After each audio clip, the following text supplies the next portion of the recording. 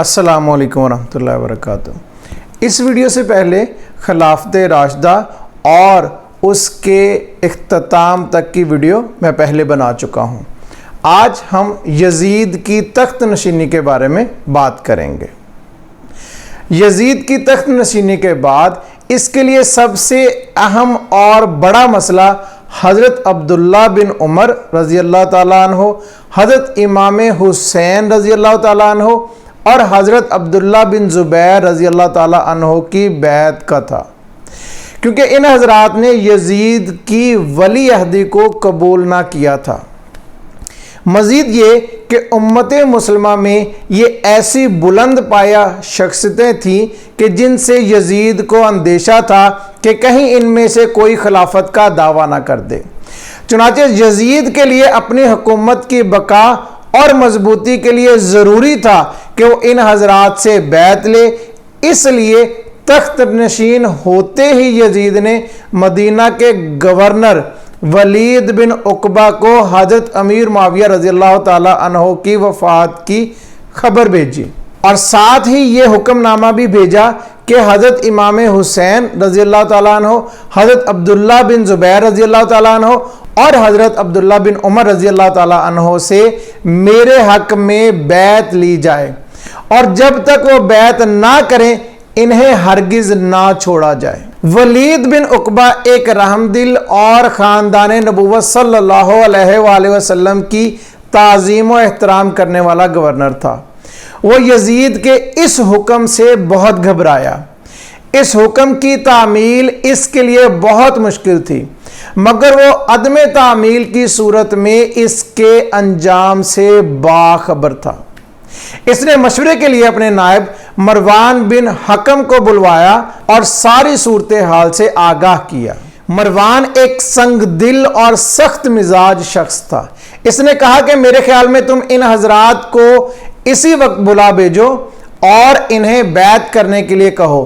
اگر وہ بیعت کر لیں تو ٹھیک، ورنہ انکار کی صورت میں تینوں کا سر قلم کر دو۔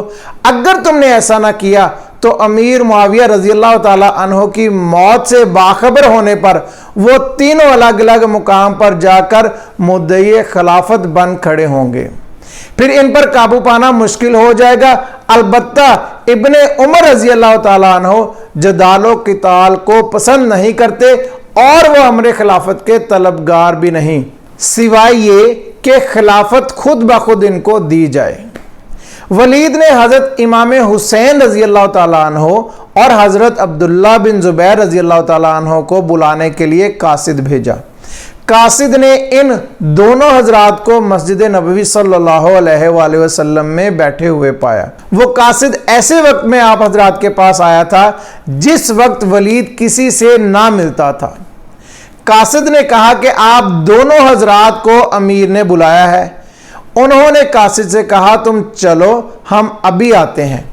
پھر حضرت ابن زبیر رضی اللہ تعالیٰ عنہ نے حضرت امام حسین رضی اللہ تعالیٰ عنہ سے کہا کہ آپ کا کیا خیال ہے کہ امیر نے ہم کو ایسے وقت میں کیوں طلب کیا جس میں وہ کسی سے ملتا نہیں؟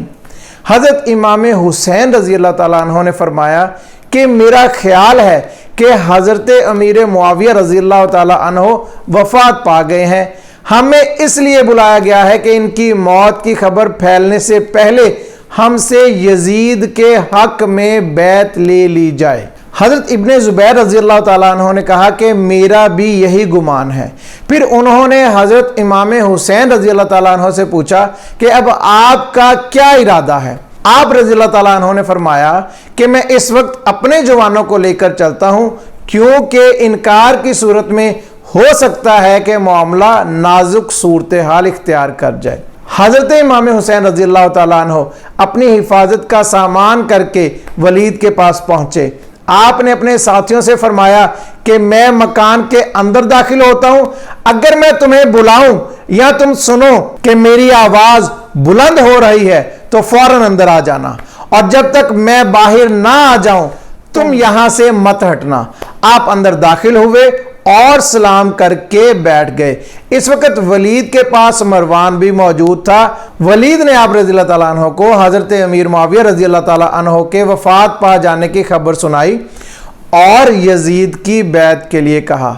آپ نے تعزیت کے بعد فرمایا کہ میرے جیسا آدمی اس طرح چھپ کر بیعت نہیں کر سکتا اور نہ ہی میرے لیے اس طرح چھپ کر بیعت کرنا مناسب ہے۔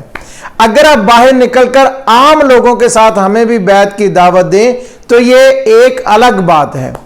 ولید جو کہ ایک امن پسند آدمی تھا، اس نے کہا کہ اچھا آپ تشریف لے جائیں۔ اس پر مروان نے ولید سے کہا اگر اس وقت تم نے ان کو جانے دیا اور بیعت نہ لی تو تم کبھی بھی ان پر قابو نہ پا سکو گے، تا وقت یہ کہ بہت سے لوگ قتل ہو جائیں، ان کو قید کر لو، اگر یہ بیعت کر لیں تو ٹھیک ہے ورنہ ان کا سر قلم کر دو۔ حضرت امام حسین رضی اللہ تعالیٰ عنہ یہ سن کر کھڑے ہو گئے اور فرمایا ابن زرکا تو مجھے قتل کرے گا یا یہ کریں گے؟ خدا کی قسم تو جھوٹا اور کمینہ ہے، یہ کہہ کر آپ گھر سے باہر تشریف لے گئے۔ اگر آپ نے ہمارا چینل ابھی تک سبسکرائب نہیں کیا تو برائے مہربانی سبسکرائب کر دیں، شکریہ۔ حضرت عبداللہ بن زبیر رضی اللہ تعالیٰ عنہ مکہ مکرمہ روانہ ہو گئے۔ آپ کے مکہ مکرمہ روانہ ہونے کے ایک رات بعد حضرت امام حسین رضی اللہ تعالیٰ عنہ نے اپنے عزیز و اقربا اور اہل و عیال کو جمع کیا اور مدینہ منورہ کی حرمت کی خاطر یہاں سے مکہ مکرمہ منتقل ہو جانے کا ارادہ فرما لیا۔ گھر والوں کو تیاری کا حکم دے کر آپ مسجد نبوی صلی اللہ علیہ وآلہ وسلم میں اپنے نانا جان صلی اللہ علیہ وآلہ وسلم کے روضہ اقدس پر حاضر ہوئے، نوافل ادا کیے اور دست بستہ سلام عرض کیا۔ آپ رضی اللہ تعالیٰ عنہ کی آنکھوں سے بے ساختہ آنسو رواں ہو گئے۔ گنبد خضرا کے مکین صلی اللہ علیہ وآلہ وسلم اور مدینہ طیبہ سے جدائی کے خیال نے آپ پر رقت طاری کر دی۔ اس شہر مبارک میں آپ نے عمر عزیز کا اکثر حصہ گزارا تھا۔ اس شہر کی معطر اور پر نور فضاؤں میں آپ رضی اللہ تعالیٰ عنہ اپنے بچپن سے لے کر اب تک سانس لیتے آ رہے تھے۔ مدینہ منورہ سے دوری آپ کے لیے بہت مشکل تھی۔ جب آپ مکہ مکرمہ پہنچے تو اس وقت تک حضرت عبداللہ بن زبیر رضی اللہ تعالیٰ عنہ مکہ میں اپنے کئی حامیوں کو تیار کر چکے تھے۔ یزید نے رمضان 60 ہجری میں ولید بن عقبہ کو معزول کر دیا اور اس کی جگہ عمرو بن سعد کو مدینہ کا گورنر مقرر کیا۔ عمرو بن سعد نے اور ایک روایت کے مطابق خود یزید نے مکہ مکرمہ کا محاصرہ کر لیا۔ حضرت عبداللہ بن زبیر رضی اللہ تعالیٰ عنہ کو گرفتار کرنے کے لیے 2000 سپاہیوں پر مشتمل ایک لشکر مکہ مکرمہ روانہ کیا۔ لشکر نے مکہ مکرمہ کا محاصرہ کر لیا۔ حضرت عبداللہ بن زبیر رضی اللہ تعالیٰ عنہ نے مؤثر دفاع کیا۔ اس کاروائی کے دوران یزید کے لشکر کا سپہ سالار مارا گیا اور حضرت عبداللہ بن زبیر رضی اللہ تعالیٰ عنہ کو فتح ہوئی۔ حضرت امام حسین رضی اللہ تعالیٰ عنہ اس معرکہ میں حرم کعبہ کے پیش نظر شریک نہ ہوئے اور الگ تھلگ رہے۔ کوفہ والوں کو جب یہ پتا چلا کہ حضرت امام حسین رضی اللہ تعالیٰ عنہ، حضرت عبداللہ بن زبیر رضی اللہ تعالیٰ عنہ اور حضرت عبداللہ بن عمر رضی اللہ تعالیٰ عنہ نے یزید کی بیعت سے انکار کر دیا ہے، اور یہ بھی علم ہوا کہ مکہ کا پہلا معرکہ حضرت عبداللہ بن زبیر رضی اللہ تعالیٰ عنہ نے سر کر لیا ہے، جس میں یزیدی لشکر کو ناکامی کا منہ دیکھنا پڑا ہے، تو اس سے کوفہ والوں کے حوصلے بلند ہو گئے۔ انہوں نے ایک شخص سلیمان کو اپنا لیڈر تسلیم کیا اور اس کے گھر پر ایک مجلس مشاورت طلب کی۔